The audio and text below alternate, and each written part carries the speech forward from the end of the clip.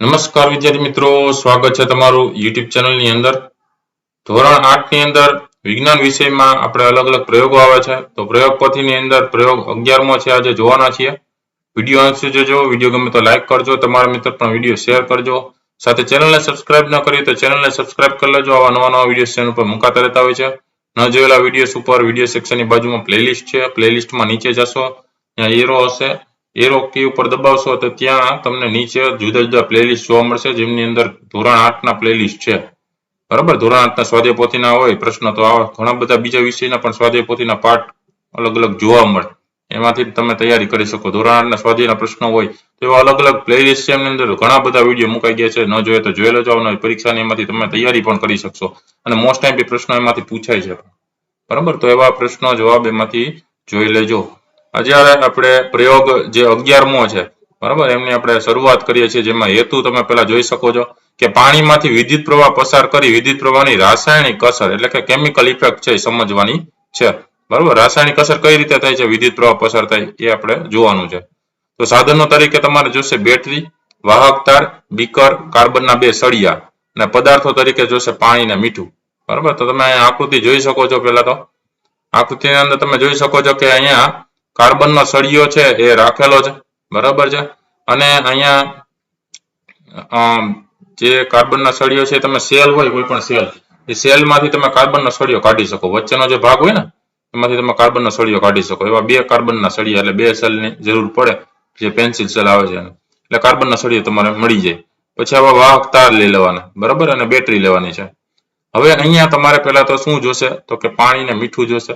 બરાબર, પદાર્થ તરીકે તો નળનું જે પાણી હોય ક્ષારવાળું, એક ક્ષારવાળું પાણી જશે, પ્લસ એમાં તમે મીઠું નાખો છો, NaCl નાખો છો. બરાબર, અને એની અંદર આ 2 જે ટોપીનો ભાગ હોય એ બોળવાનો નથી. બાકીના 2 કાર્બનના સળિયા ઉભા રહે એ રીતે રાખવાના અને વાહકતા લગાડી અને બેટરી સાથે એક છેડો પ્લસમાં અને બીજો છેડો માઇનસનો છે એ બીજા વાહક જે કાર્બનનો સળિયો છે એની સાથે જોડવાનો. તો જે પ્લસ વાળો જે છેડો જોડ્યો છે, આ પ્લસ વાળો છેડો છે એ તમારા માટે શું થાય, એનોડ થાય. શું કહેવાય એને? એનોડ કહેવાય. અને જે માઇનસ વાળો જે છેડો તમે જોડ્યો છે, આ બાજુનો માઇનસ વાળો છેડો, એ તમારા માટે શું થાય, કેથોડ થાય. બરાબર, તો આ રીતની આકૃતિ તમારે અહીંયા દોરી નાખવાની છે બાજુમાં. અને એમાં વિદ્યુત પ્રવાહ છે એ તમે જોઈ શકો છો, કેથોડ થી એનોડ તરફ આવી રીતે વિદ્યુત પ્રવાહ, જે અંદરના જે વિદ્યુત ભાર હોય, જે વીજ કણો જે કહીએ, બરાબર, એ વીજ કણો છે રસાયણ છે આની અંદર જે છૂટા પડે છે, એની અંદરથી રસાયણો છૂટા પડે છે ત્યારે વીજ કણો છે આની અંદરથી પસાર થાય છે. બરાબર, તો એના માટે વિદ્યુત ભારની અંદર રહેલા જે કણો છે, બરાબર, વીજ કણો, એ વિદ્યુત પ્રવાહની અંદર જે ક્ષારો છે એ ક્ષારોને છૂટા પાડે છે, ને એમાંથી વિદ્યુત પ્રવાહની અંદર થઈને વીજભાર છે પસાર થાય છે. એટલે વીજભાર પસાર થવા માટે અહીંયા રાસાયણિક અસર થાય છે એમ કહી શકીએ. બરાબર છે, તો NaCl હોય તો એની અંદર Na છે એ ધન વીજભાર થઈ જશે, એટલે Na પ્લસ કહેવાય, અને Cl છે શું થઈ જશે, માઇનસ થઈ જશે, એટલે Cl માઇનસ કહેવાય. તો આ રીતની આકૃતિ પહેલા તમારે દોરી નાખવાની છે.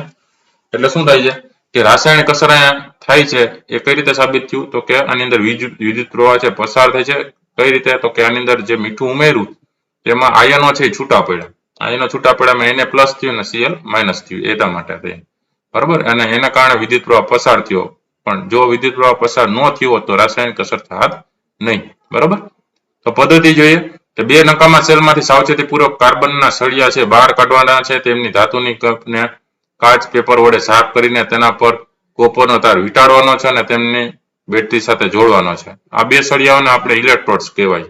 બરાબર, જે 2 સળિયાઓ છે એને શું નામ આપ્યું છે, ઇલેક્ટ્રોડ્સ કહેવામાં આવે છે. કાચના બીકરમાં 1 કપ નળનું પાણી લેવાનું. શું કામ નળનું પાણી કીધું, તો કે એની અંદર ક્ષારો હોય. હજી વધારે ક્ષાર ઉમેરીએ તો વિદ્યુત પ્રવાહ છે સરળતાથી પસાર થાય, કારણ કે એમાં આયનો છૂટા પડે. એક પ્લસ વાળો હોય જે ધન વીજભાર કહેવાય અને એક માઇનસ વાળો હોય જે ઋણ વીજભાર કહેવાય. બરાબર, તો પાણીને હજુ વધારે વાહક બનાવવા માટે તેમાં 1 નાની ચમચી જેટલું મીઠું ઉમેરીને દ્રાવણ બનાવવાનું છે. હવે આ દ્રાવણમાં ઇલેક્ટ્રોડ્સ ઉભા રહે તથા ધાતુની કેપ પાણીની બહાર રહે તેમ ડુબાડવાનું.